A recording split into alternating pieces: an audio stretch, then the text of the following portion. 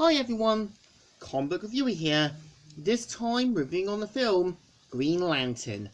Now, as you know, Green Lantern is a 2011 superhero film that is meant to be based on the popular character Hal Jordan as the character Green Lantern. And we think we all know who Green Lantern is. Like part of a sort of intergalactic police force, mainly to protect and patrol the galaxy, and stopping dangerous threats, criminals, and other threats. So the premise of the film is meant to follow Hal Jordan, who's meant to be this cocky, big shot test pilot working for Ferris Aircraft.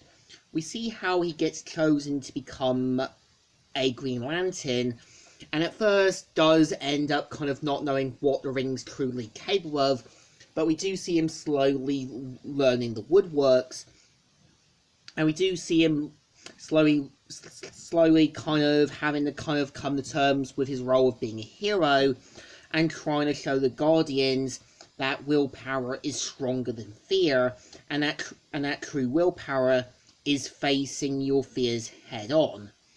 And I think what the film is trying to say with the message with Hal Jordan is about overcoming your fears, your problems, and anxieties, and showing that you have the courage to stand up to those sort of problems. And I think the point I would say is that, yeah, the film does make a lot of mistakes, trying to throw so many characters in and not knowing what to do with them. Like trying to throw Amanda Waller in with no real purpose, just being a government agent. And I think we have Hal Jordan's old friend Hector Hammond, I think had the potential to be a villain, but was just kind of thrown in to be kind of the sort of henchman for the fear entity Parallax. And I think, yeah, Parallax does work as a villain, as he's meant to bring out the worst traits of people's fears, problems, as well as difficulties.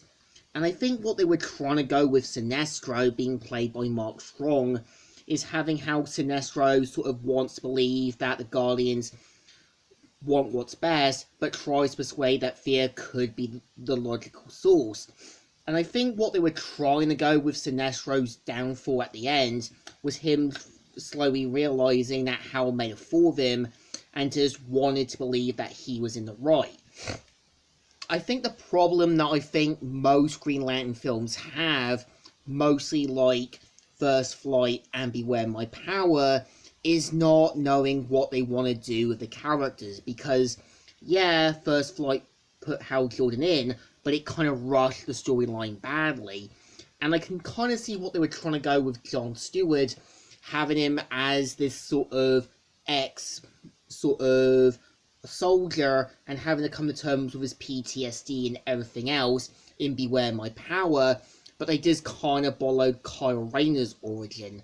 I think at least, yeah, I don't see Ryan Reynolds as bad as Hal Jordan, because I think what they were going with Hal Jordan's character was trying to make him like this big shot, trying to make him kind of come across more like, yeah, he's trying to kind of learn the ropes. And I think Ryan Reynolds isn't a bad choice, I just think was given a bit of a raw deal.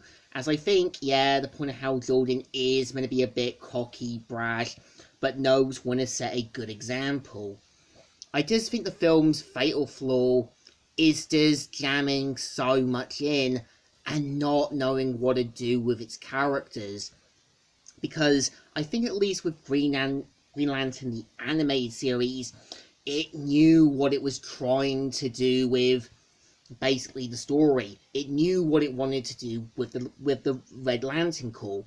Not only was it meant to be Hal and Kilowog's story in that series, but it was also meant to be the Red Lantern character Razor, and him sort of coming to terms with who he was, and him slowly kind of being given hope again.